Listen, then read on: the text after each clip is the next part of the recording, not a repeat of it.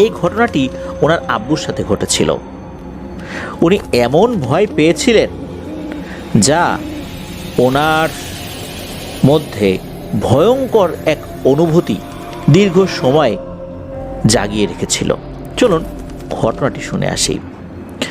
এই যে ওবায়দুল ভাই, উনি জানিয়েছেন যে ছোটবেলা থেকে উনি দেখেছেন ওনার বাবা মাছ চাষ করেন, মাছের ব্যবসা ছিল। 2023 সাল পর্যন্ত উনি মাছ চাষের সাথে জড়িত ছিলেন। ওনাদের যেই বাড়িটা, ওই বাড়ির সামনে যে রাস্তা রয়েছে, ওই রাস্তার উল্টো পাশে প্রায় 10 বিঘা পরিমাণের একটি জমি রয়েছে।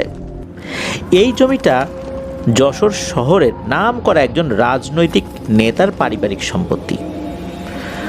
আর ওই পরিবারের সাথে ওবায়দুল ইসলাম ভাইয়ের আব্বুর খুব ভালো সম্পর্ক থাকার কারণে দীর্ঘ 35 বছর ওই জায়গার দেখাশোনার দায়িত্ব ওনারা এই ওবায়দুল ইসলাম ভাইয়ের আব্বুকে দিয়ে রেখেছিলেন।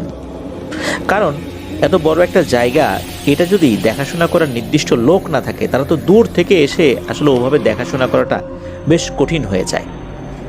যার কারণে একজন বিশ্বস্ত লোকের আন্ডারে দিয়ে রাখা হয়, তা না হলে অনেকেই দখল করে ফেলে। এই পাশ থেকে কেউ 2 হাত চাপায়, আর এক পাশ থেকে কেউ 3 হাত চাপায়, এইভাবে দখল হয়ে যেতে থাকে আস্তে আস্তে। তো এই কারণে বিশ্বস্ত একজন লোকের দায়িত্বে রাখা ভালো, ওই চিন্তা থেকে তার কাছে দায়িত্বটা ছিল। তো ওই বাগানে মোটা মোটা আম গাছ, মেহগনি গাছ, কাঁঠাল গাছ, তারপর বাঁশের ঝাড়, বিভিন্ন ধরনের ফলের গাছ তো ছিলই। এছাড়া বাগানের মাঝখানে একটা পুকুর ছিল। এই পুকুরেই মূলত মাছ চাষ করা হতো। আর এই পুকুরেই এই ওবায়দুল ইসলাম ভাইয়ের আব্বু উনি মাছ চাষ করেছেন, একটানা 25 বছর করেছেন। আর ওইটার দায়িত্ব ছিলেন 35 বছর। ওই পুকুরটার আয়তনই আনুমানিক প্রায় 3 বিঘা। তো যাই হোক, চলুন এবার মূল ঘটনায় ঢুকে যাই। সাল 2001, ওই এলাকায় হঠাৎ করে মাছ চোরের উপদ্রব খুব বেড়ে যায়। পুকুর পাহারা না দিলে সেই পুকুরের মালিক একদম সর্বশান্ত হয়ে যেত, মাছ চুরি হয়ে যেত। পুকুরের মাছ যেন কেউ চুরি করতে না পারে, এই জন্য অনেকেই বিভিন্ন ধরনের ব্যবস্থা করে রাখত। আর ওবায়দুল ইসলাম ভাইয়ের আব্বু উনি কী করেছিলেন, ওই পুকুরটা চারদিকে বাঁশ দিয়ে বেড়া তৈরি করে দিয়েছিলেন, যেন বেড়ার টোপকে কেউ পুকুরে প্রবেশ করতে না পারে। চোরের উপদ্রব ঠেকানোর জন্য ওনার আব্বু অনেক রাত পর্যন্ত পুকুরে পাহারা দিতেন। পুকুরের পশ্চিম পারে একটা গোসলের ঘাট ছিল। ঘাট থেকে 30 থেকে 35 গজ দূরে একটা স্যালো মেশিনের ঘর ছিল। পুকুরের পানি যদি কমে যেত কখনো কখনো, তখন ওই পুকুরে পানি দেওয়ার জন্য মূলত এই স্যালো মেশিন থেকে পানি দেয়া হতো। ওই মেশিন ঘরের মধ্যে একটা বিছানা, প্রয়োজনীয় জিনিসপত্র সব কিছুই ছিল। তো রাত যখন অনেক হয়ে যেত, ওই মেশিন ঘরেই ওবায়দুল ইসলাম ভাইয়ের আব্বু ঘুমিয়ে পড়তেন। শুধু যে মাছ চুরির ভয় এটা না, একটা সময় আর একটা সমস্যা দেখা দেয়। সমস্যাটা হলো, ওই পুকুর পাড়ে যে ঘাটটা রয়েছে, ওই ঘাটের পাশে ভাটি পাতা যে গাছ, এই গাছের একটা ছোটোখাটো জঙ্গলের মতো হয়ে গিয়েছিল আর কি। ওই যে ভাটির ডাল আমরা বলি, এই ভাটির ডাল ভেঙে অনেকে মেসওয়াক করে। তো যেখানে এই ভাটির গাছগুলো হয় বা ভাটি গাছটা হয়, সেখানে কিন্তু অনেকগুলো হয়ে যায়, জঙ্গলের মতো হয়ে যায় আর কি। এই গাছের ওষুধি গুণও রয়েছে। ছোটোবেলায় দেখেছি, এখন খুব একটা দেখতে পাই না। লিসেনাররা হয়তো বা কেউ কেউ দেখেছেন, যারা গ্রামে থাকেন তারা এই গাছটা দেখেছেন আর কি। বেশ জঙ্গলের মতো হয়ে যায় এক সাইড দিয়ে। তো ওই রকম এই ভাটি পাতা গাছের জঙ্গলের একটা অবস্থান মোটামুটি বেশ কিছুটা জায়গা জুড়ে ছিল পুকুরের এক পাশে। তো ওই জঙ্গলের ভেতরে ওই পুকুরের যেই বড় বড় মাছ, এই মাছগুলোর মাথা পাওয়া যাচ্ছে বেশ কিছুদিন ধরে। মনে হচ্ছে কোনো একটা প্রাণী মাছের মাথা বাদ দিয়ে মাছের দেহটাকে খেয়ে ফেলে চলে যাচ্ছে। প্রতিদিন 15 থেকে 20টা করে বড় বড় মাছ এইভাবে খাওয়া হয়ে যাচ্ছে, আর এগুলোর মাথা পড়ে থাকে। কে খায়, কে চুরি করে, এগুলো তো উনি বুঝতে পারছিলেন না। পাহারা দিচ্ছেন, তারপরও এই ধরনের ঘটনা ঘটছে। আসলে সমস্যাটা কি? ওনার আব্বুর কাছে, অর্থাৎ ওবায়দুল ইসলাম ভাইয়ের আব্বুর কাছে 3 ব্যাটারির একটা টর্চ লাইট ছিল ওই সময়। তিনি ওই লাইটটা সবসময় কাছেই রাখতেন, বিশেষ করে পাহারা দেওয়ার সময়। এক শীতের রাতে পুকুরে মেশিন দিয়ে পানি দেওয়া হচ্ছে। শীতকালে কিন্তু বৃষ্টিপাত কম থাকে, পানির পরিমাণও পুকুরে কমে যায়। এই কারণে পুকুরে নতুন করে পানি দেওয়া হচ্ছিল। তো পানি দেওয়া হচ্ছে, তো ওনার আব্বু রাতের খাবার খেয়ে 10টার দিকে আবারও পুকুরে চলে গিয়েছেন পাহারা দেওয়ার জন্য। কারণ রাস্তার এপাশ ওপাশ তো ওনাদের বাড়ি, এই জন্য খুব একটা সমস্যা হচ্ছিল না। খুব দ্রুতই কাজ সেরে বাসায় এসে আবার চলে যেতে পারতেন সেই বোরিং ঘরের কাছে বা পুকুরের কাছে। উনি তো পাহারা দিতে গিয়েছেন। বেশ অনেকক্ষণ পর হঠাৎ করে এই ওবায়দুল ইসলাম ভাইয়ের আব্বু হাঁপাতে হাঁপাতে বাসায় চলে আসছেন। ওবায়দুল ইসলাম ভাইয়ের আম্মু জিজ্ঞেস করছেন যে কী ব্যাপার, কী হয়েছে, তুমি এরকম হাঁপাচ্ছ কেন? কিছুটা শান্ত হয়ে ওনার আব্বু বললেন, আমি এখন কোনো কিছুই বলার অবস্থায় নাই, আমাকে একটু পানি দাও, আমার খুব পানি তেষ্টা পেয়েছে।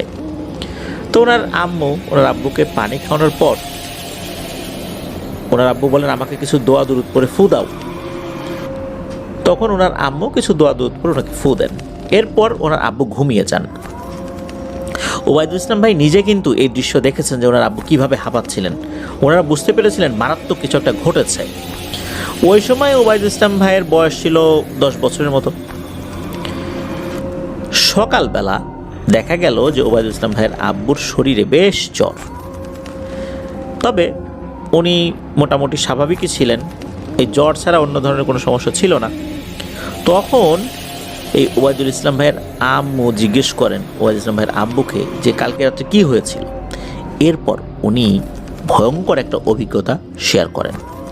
উনি বলেন যে প্রতিদিনের মতোই তো উনি গিয়েছেন সেখানে। তো রাত প্রায় 12:30টার মতো বেজে গেছে, আর শীতের রাতে চারদিকে তো শুনশান নীরবতা বিরাজ করে। উনি কি করেছেন, পুকুরের চারপাশটা টর্চ লাইট নিয়ে আলো ফেলে একটু ঘুরে আসছেন, দেখলেন যে না, সব কিছু ঠিকঠাক আছে, কোনো সমস্যা নেই। এরপর বোরিং ঘরে গিয়ে, অর্থাৎ স্যালো মেশিনের ঘরে গিয়ে ওই বিছানায় উনি শুয়ে পড়েছেন। কিছুটা ঘুম ঘুম ভাব চলে আসছে। তখন অবশ্য স্যালো মেশিনটা উনি বন্ধ করে দিয়েছেন, আর পানি দেওয়ার প্রয়োজন নেই। স্যালো মেশিন চলে তার ঘুমানো যায় না, আর পানি দেওয়াও শেষ হয়ে গিয়েছিল। তো ওনার যখন ঘুম ঘুম ভাব চলে এসেছে, হঠাৎ করে ওনার ঘুমের যে ভাবটা এটা কেটে যায়।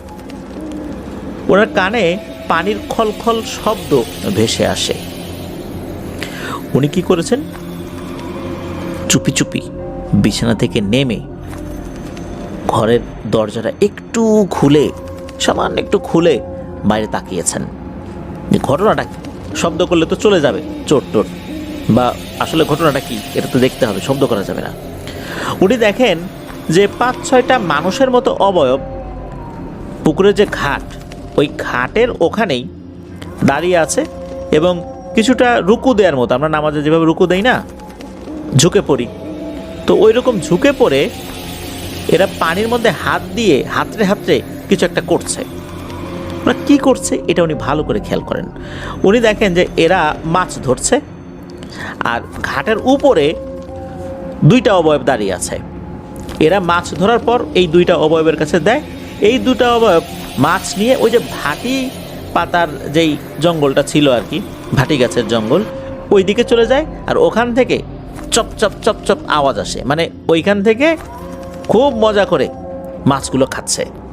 খাওয়ার পর আবার 2জন আসে, 2জন আসার পর আবার তাদের কাছে মাছ দেয়, এরা আবার চলে যায়। মনে হচ্ছিল এরা 2জন করে আসে, আবার 2জন নামে, অন্য 2জন উপরে উঠে যায়, এইভাবে ভাগে যোগে মাছ খাচ্ছে আর কি। উপরে যে 2জন থাকে এদেরকে এলো ধরে এনে দেয়, তখন এরা খায়। আবার ওই 2জন নিচে নেমে আসে, অন্য 2জন উপরে উঠে যায়, ওরা আবার মাছ ধরে, তখন উপরে 2জনকে দেয়। এইভাবে কিন্তু ওরা খুব মজা করে মাছ খাচ্ছে। তখন এই ওবায়দুল ইসলাম ভাইয়ের আব্বু বুঝতে পারেন এইগুলাই হচ্ছে মাছ চোর, এরাই এই কাজগুলো করছে।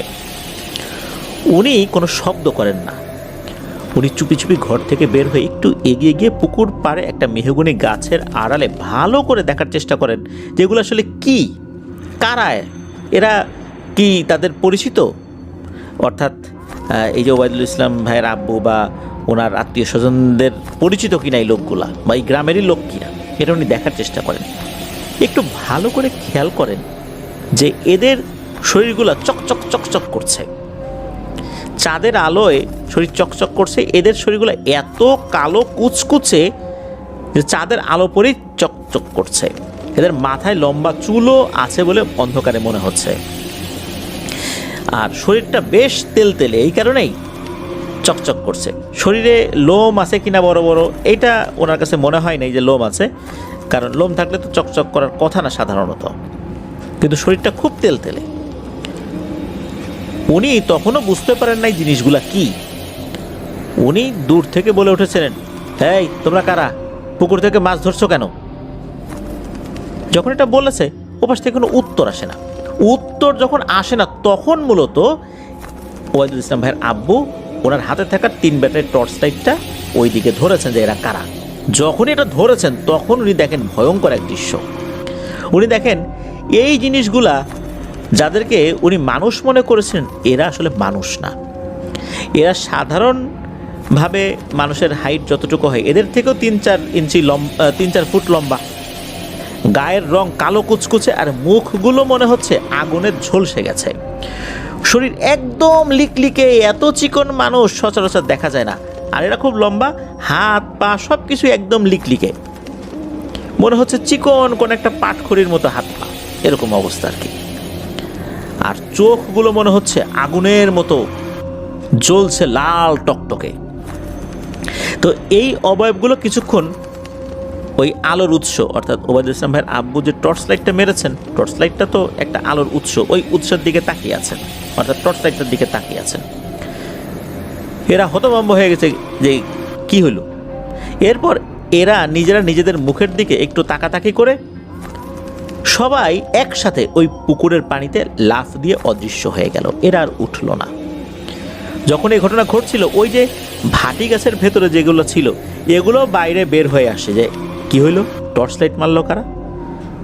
সবাই যখন বুঝতে পারলো কোনো একটা মানুষ বুঝে ফেলেছে, এরপর সবাই একসাথেই ওই পুকুরের পানিতে ঝাঁপিয়ে পড়ে একদম মিলিয়ে যায়। এরপরই উনি দৌড় দিয়ে বাসায় চলে আসেন। এরপর হাঁপাতে থাকেন। তারপরের ঘটনা তো আমরা জানি যে কি হলো। মূলত এই ঘটনাটা উনি সকালবেলা বলছেন, ওই রাত্রের বলেন নাই। পরদিন সকালবেলা ওই এলাকার মসজিদের ইমাম সাহেবকে ডেকে আনা হয়। উনি আসার পর ওবায়দুল ইসলাম ভাইয়ের আব্বুর শরীরটা খুব ভালো করে ঝাড়ফুঁক করে দেন, রুকিয়া করে দেন, একটা বোতলে পানি পরে দেন। আল্লাহর রহমতে ওনার আব্বু সুস্থ হয়ে যান।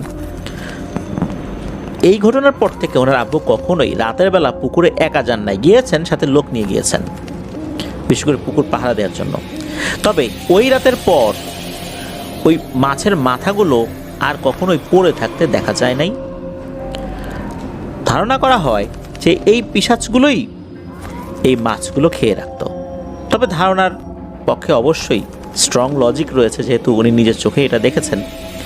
এরপর গ্রামে একটা কথা মানুষের মনের মধ্যে ভেসে বেড়াতে থাকে যে হঠাৎ করেই এই মাছ চোরের উপদ্রব যে বেড়ে গেল, আসলে এরাই কি সেই আসল মাছ চোর ছিল? হ্যাঁ, এটা সত্য, অনেক মানুষ মাছ চুরি করত, কিন্তু মাছ যখন চুরি হতো অনেক ক্ষেত্রে দেখা যেত যে মাছ চুরি হচ্ছে, কারা চুরি করছে এর কোনো আলামত বোঝা যাচ্ছে না। কারণ পুকুরের আশেপাশে যদি জাল টানা হয়, তো যখন মাছ তোলা হয় পুকুরের পানিতে থাকা বিভিন্ন ধরনের জিনিস কিন্তু ওই জালের মধ্যে আটকা পড়ে। জাল যখন তুলে নিয়ে যাওয়া হয় ওই জিনিসগুলো কিন্তু জাল থেকে ছাড়িয়ে পুকুরের কিনারে রেখে যাওয়া হয়, তখন বোঝা যায় যে কেউ মাছ ধরেছে জাল দিয়ে। কিছু কিছু জায়গায় কিন্তু এমন হতো যে সেই পুকুরে মাছ অদৃশ্য হয়ে গেছে আস্তে আস্তে, কিন্তু মাছ যে কেউ ধরেছে এর কোনো আলামত ছিল না। মানুষজন বুঝতে পারে নিশ্চয়ই এই মেছো পিশাচগুলো এরা এখানে এসে হঠাৎ করে আস্তানা গেড়ে এই মাছগুলো সাবার করে ফেলতো।